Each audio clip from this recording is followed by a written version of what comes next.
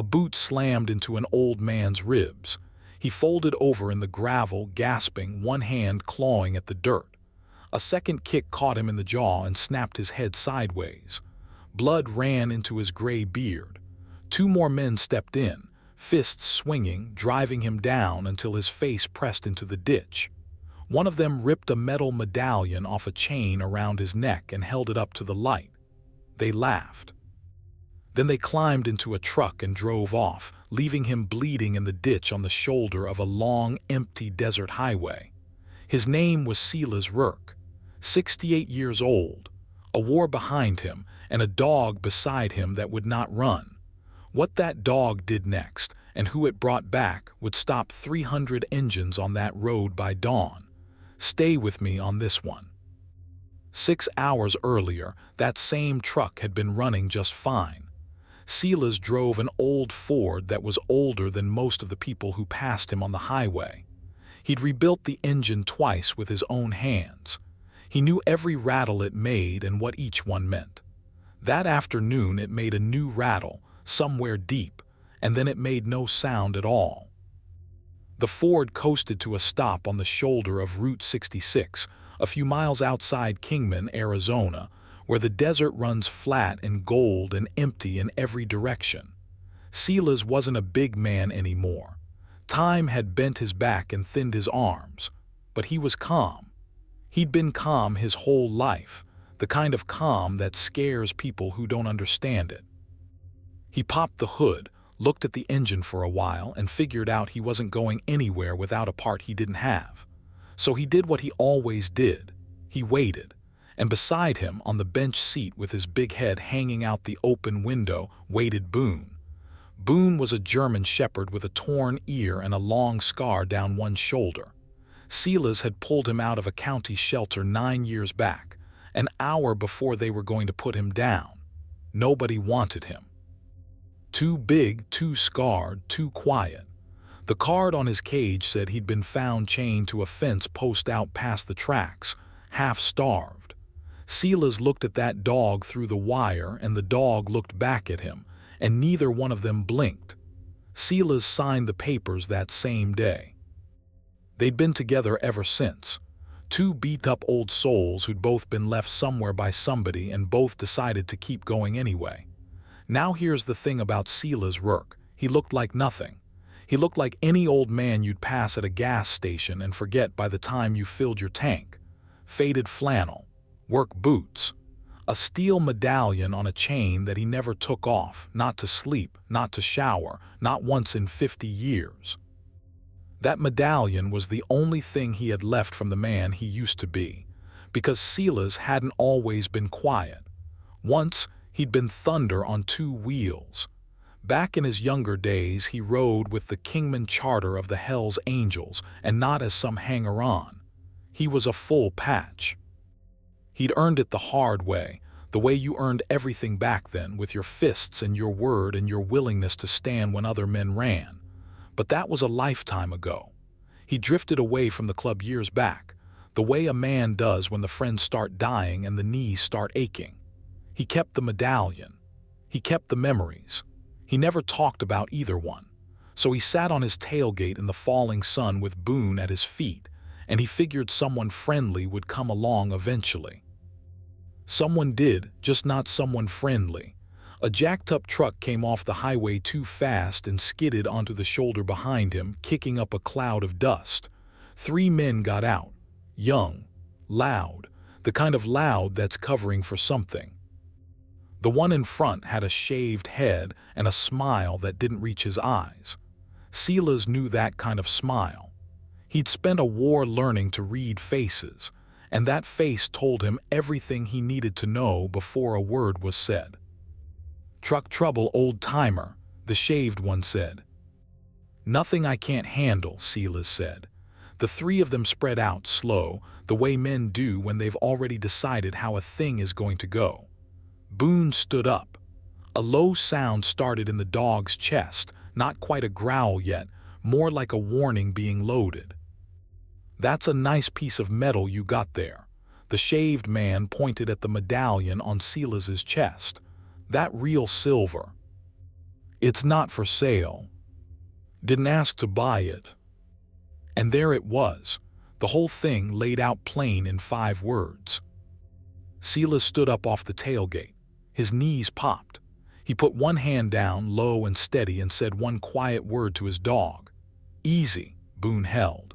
But every muscle in that dog was coiled tight as a spring. Silas looked at the 3 of them one at a time, taking his time about it. He wasn't afraid. That was the strange part. A man his age, alone, outnumbered, out in the middle of nowhere, and he wasn't afraid. He'd faced worse than 3 cowards in a parking lot's worth of desert. He'd carried men out of fire. Boys, he said, get back in your truck and go on down the road. I'm asking you nice. I won't ask twice. The shaved man laughed. His 2 friends laughed with him, a beat late, the way followers always do.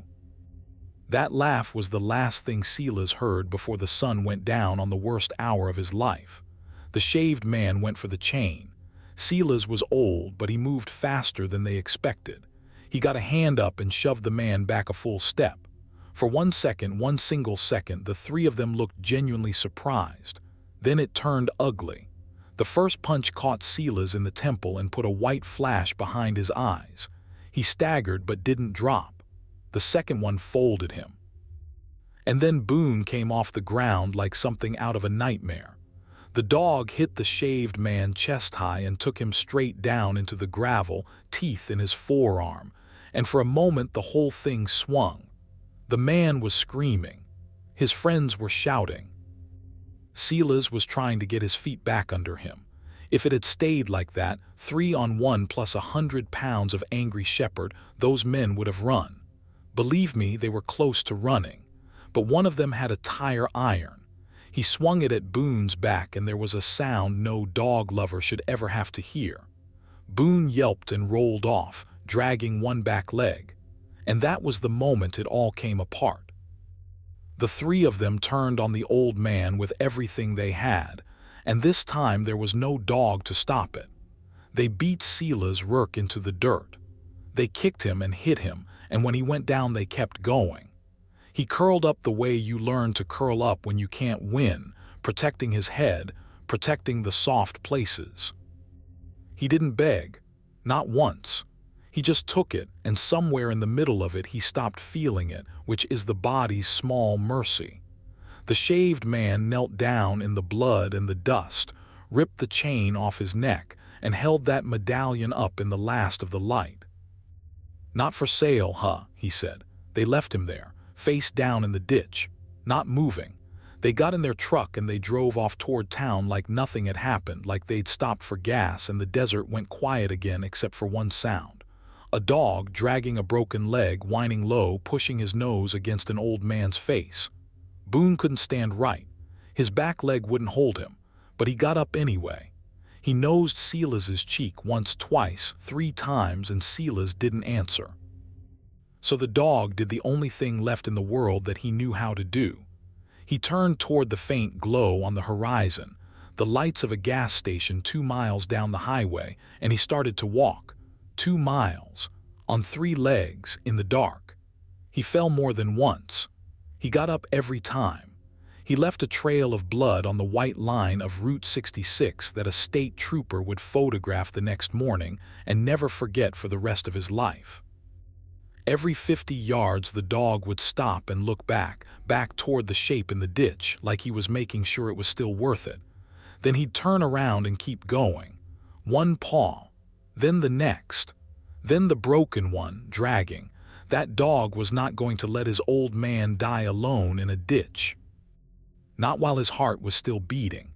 Not while he had one working leg to crawl on. The lights of the gas station got closer, slow, so slow, but closer. By the time Boone reached the edge of the fluorescent light spilling out over the pumps, it was full dark and the temperature had dropped hard the way it does in the desert. A kid named Marcus was working the counter, 19 years old, 3 hours into a boring shift. He heard scratching at the glass door and looked up and nearly jumped out of his skin. There was a dog at the door. A big scarred shepherd, soaked in blood, standing on 3 legs, staring at him through the glass with an expression Marcus would try to describe to reporters later and never quite manage. The dog wasn't attacking. He was asking. He scratched the glass again and looked back over his shoulder, out at the black highway and then back at Marcus. And Marcus, God bless him, was a smart kid. He didn't shoo the dog away. He came around the counter and opened the door, and the dog grabbed the leg of his jeans in his teeth and pulled. "Okay," Marcus said, his voice shaking. "Okay, buddy, show me." He grabbed his coat and his phone and he followed that dog out into the dark. And Boone, who could barely walk, led him, step by bloody step, back down the shoulder of the highway, back toward the ditch, back toward Sela's. Marcus found the old man exactly where the dog said he'd be. He almost didn't recognize him as a person at first, just a shape in the dirt. Then he saw the gray beard and the blood and the slow, shallow rise and fall of a chest that was still, somehow, against all odds, breathing. Marcus dropped to his knees and called 911 with hands that wouldn't stop trembling, and while he waited he did the one thing that mattered. He talked. He told the old man help was coming. He told him to hold on. And Boone lay down in the dirt with his broken leg and pressed the whole length of his body against his master's side to keep him warm, to keep him here, to keep him in the world. The ambulance came screaming out of Kingman 20 minutes later. And here, right here, is where you'd think the story ends. This is where the sad music plays and the credits roll. An old man beaten half to death on a lonely road. A loyal dog who saved his life. The paramedics got Sela's onto a stretcher, both of them working fast, calling numbers to each other, and one of them said the words everyone was waiting to hear. "He's stable. He's gonna make it." They loaded him up. They even lifted Boone in beside him, that broken, bleeding dog, because when they tried to leave the dog behind he made it real clear that was not going to happen, and nobody had the heart to fight him on it. The doors closed. The ambulance pulled away toward the hospital, lights spinning red and blue across the empty desert. Marcus stood alone on the shoulder in the sudden quiet, breathing hard, and he thought the same thing you're probably thinking right now. It's over. The worst is over. He's safe. He wasn't. Because at that exact moment, back at the hospital in Kingman, a nurse was cutting away a bloody flannel shirt from an old man's shoulder, and she was about to see something on his skin that would turn this whole story sideways. Something that was about to bring 3 states worth of thunder down on that quiet desert town. And nobody in Kingman had the first idea what was coming. The nurse's name was Diane. She'd worked the emergency room for 22 years and thought she'd seen everything. She peeled back the ruined shirt to clean and dress the wounds, and there on the old man's shoulder, faded blue-gray with age but unmistakable, was a tattoo. Wings. A skull. And underneath it, 3 words she recognized because her late husband had ridden for 30 years and had told her the stories. She stopped what she was doing. She looked at that old man's beaten face, and then at the tattoo, and then she said, quiet, mostly to herself, "Oh, honey, somebody's gonna want to know about you." Diane made a phone call, not to the police, to her husband's oldest friend, a man everyone in Kingman just called Preacher, who ran a motorcycle repair shop out past the rail yard and who still wore a patch on his back after 40 years. She told him what she'd found. She told him the name off the old man's ID, Sela's Rourke. There was a long silence on the phone. Then Preacher said, in a voice gone very low and very still, "Say that name again." She said it again. "Diane," he said, "are you telling me somebody put Sela's Rourke in a ditch?" 3 men, they took his medallion. "Preacher, he's 68 years old. They nearly killed him." Preacher didn't answer right away. When he did, his voice had changed completely. All the softness was gone out of it. "You keep him breathing," he said. "You hear me, whatever it takes. You keep that man breathing. I'm going to make some calls." And he hung up. Now I need you to understand who Sela's work was to men like Preacher, because if you don't understand that, none of what comes next will make sense. Back in 1968, in a jungle on the other side of the world, a young Sela's work was in a firefight that went bad. His unit got pinned in an open field with 3 men down and bleeding, and the smart thing, the thing they teach you, was to fall back and leave the wounded. Sela's didn't fall back. He went out into that field alone 3 separate times, and he carried 3 wounded brothers out on his own back while the ground came apart around him. He should have died out there. He didn't.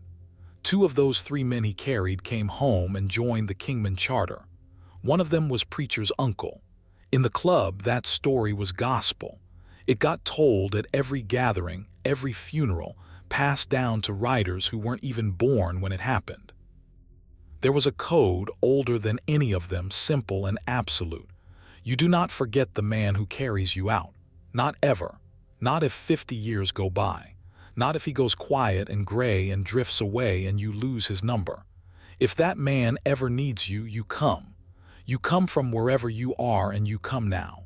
And Sela's work needed them. Preacher got on the CB radio and the phone, and he put out a call, and that call moved like fire through dry grass. It went out over the airwaves that a founding brother, a man who carried 3 out of the fire in '68, had been beaten and robbed and left for dead on Route 66 outside Kingman. It didn't stay in Kingman. It jumped to Flagstaff, to Vegas, to Barstow, up into Utah, out to New Mexico. Every charter that heard it passed it along, and every rider who heard it did the same thing. They stopped whatever they were doing. They went out to the garage, and they started their engines. If you're still with me here, if this old man and his dog have got their hooks in you the way they've got them in me, take 1 second right now and hit that subscribe button. Stories like this one only find the people who need to hear them when you do. Now let me tell you what happened when the sun came up. The first riders reached Kingman a little after midnight. 6 of them, out of the Vegas charter, engines rolling low through the sleeping town straight to the hospital, where they parked in a row and walked in and asked, polite as churchgoers, to see Sela's work. The night nurse told them visiting hours were over. Preacher, who was already there, told her gently that these men were his family, and something in the way 6 leather-clad bikers stood quietly in an emergency room waiting area, hats off, hands folded, made her decide the rules could bend for one night. By 2 in the morning there were 40 of them. By 4 there were over 100, and they'd stopped trying to fit in the parking lot. They lined the road outside the hospital, bike after bike after bike, and still they kept coming, headlights strung out along the dark highway like a river of stars flowing into town. The Kingman police got called out around 3, a nervous young officer sent to see about the gathering, and what he found was not a mob. What he found was the strangest, quietest thing he'd ever seen. Hundreds of hard men standing in the cold saying almost nothing, waiting on word about an old man they mostly had never met, waiting the way you wait outside a church. Preacher walked out to meet that young officer, and he told him the truth. He told him nobody here was looking to cause trouble. He told him they were here for one of their own. And then he told him the other thing, the thing that made the officer key his radio and call for his sergeant. He said, "But somebody in this town has that man's medallion, and before the sun's up, we're going to find out who." Because that was the second thing happening that night, running quiet underneath all those engines. The club was looking for 3 men and a stolen piece of steel, and they had one advantage the police didn't. They knew, better than anyone alive, exactly what a man does when he steals something and needs to turn it into cash in a hurry in a small desert town. He goes to a pawn shop. There were only 3 pawn shops in the whole Kingman area. By first light, riders had a man parked across the street from every one of them, waiting for the doors to open. It was the shop on the East End that hit. The owner opened up at 8, and there in his case, tagged and priced from a sale the evening before, sat a steel medallion on a broken chain. A shaved-headed kid had brought it in around closing time, the owner said, wanting fast cash, no questions. Sold it cheap because he was in a hurry. Left a name and an address on the pawn slip because the law says you have to, and because he was too stupid and too high to give a fake one. Preacher held that medallion in his hand and closed his fingers around it and shut his eyes for a second. Then he opened them and he had the address. Now, I want to be straight with you about what happened next because it's not what you might be bracing for. These men could have gone to that address themselves. 300 angry bikers and 3 cowards in a rented house. It would have been over in a minute and it would not have been pretty. And there was a moment, standing in that pawn shop, where some of them wanted exactly that. But Silas Rourke wouldn't have wanted it, and Preacher knew it. The man who carried 3 brothers out of a firefight, the man who spent 50 years going quiet and gentle and gray, that man didn't save lives so his brothers could go throw theirs away on garbage. So Preacher did something that took more strength than a fistfight ever would. He handed the pawn slip to the sergeant standing next to him. He gave the police the name, the address, and the stolen medallion as evidence.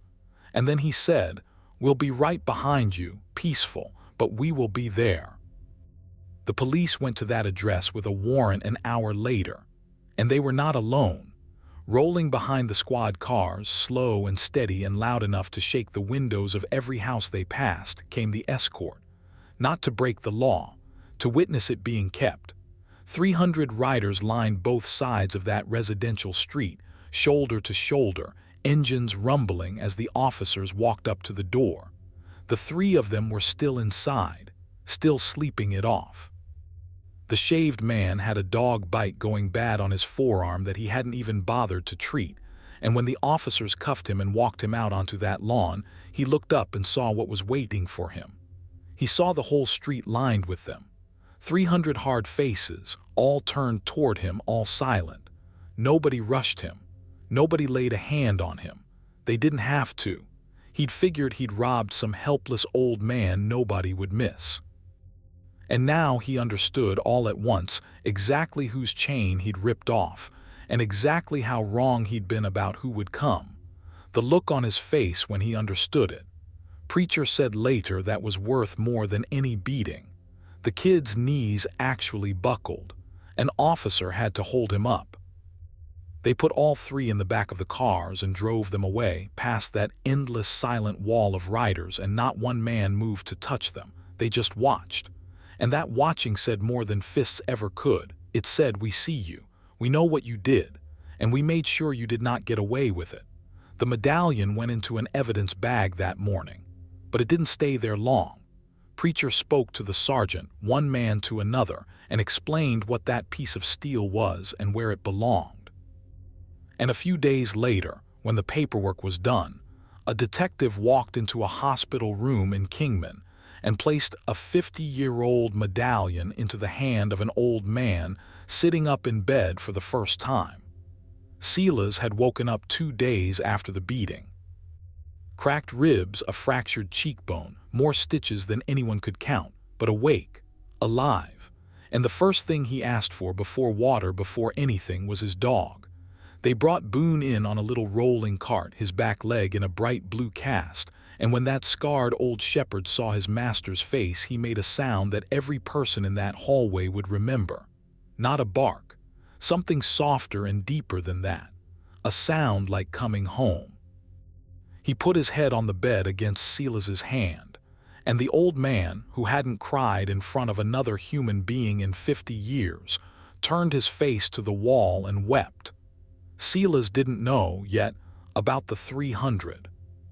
He found out slow over the next few days, as the story came to him in pieces from nurses and from Preacher, and from the men who filed through his room one at a time, hat in hand, to sit with him a while. He learned that his dog had walked 2 miles on a broken leg to save his life. He learned that a nurse named Diane had recognized his tattoo.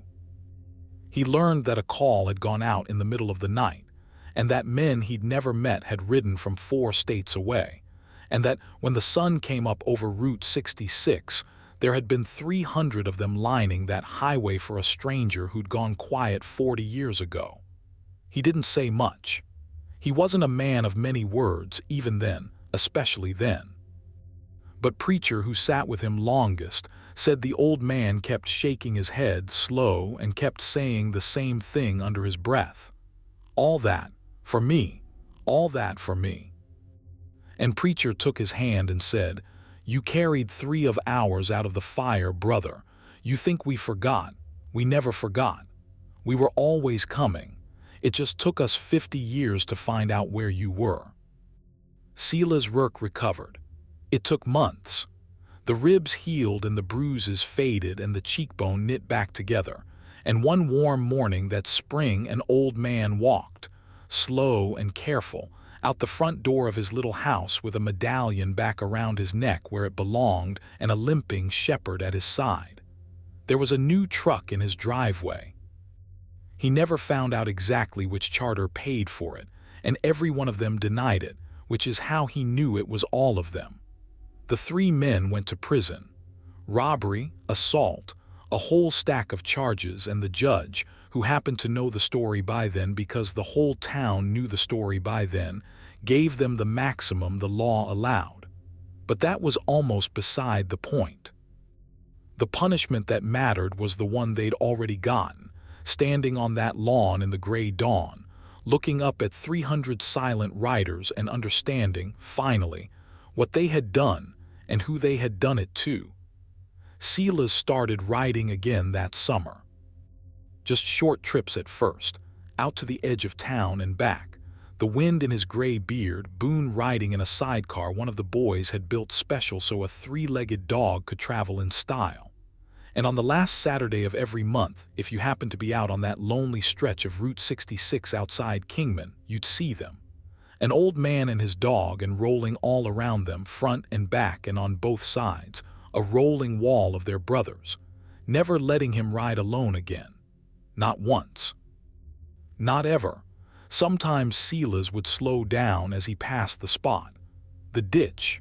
The place where 3 men once decided an old man was worth nothing and left him to die in the dirt. He'd slow down and he'd look, and then he'd twist the throttle and pull away, the engines of 100 friends rising up around him like thunder rolling across the desert.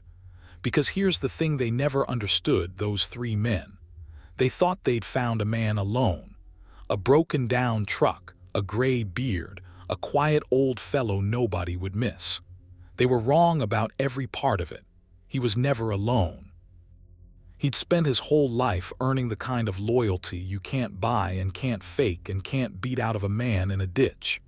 He'd carried his brothers when it counted, half a century ago, and when his turn came, they carried him. A dog walked 2 miles on a broken leg to prove it, and 300 engines rolled out of the dark to finish what that dog started.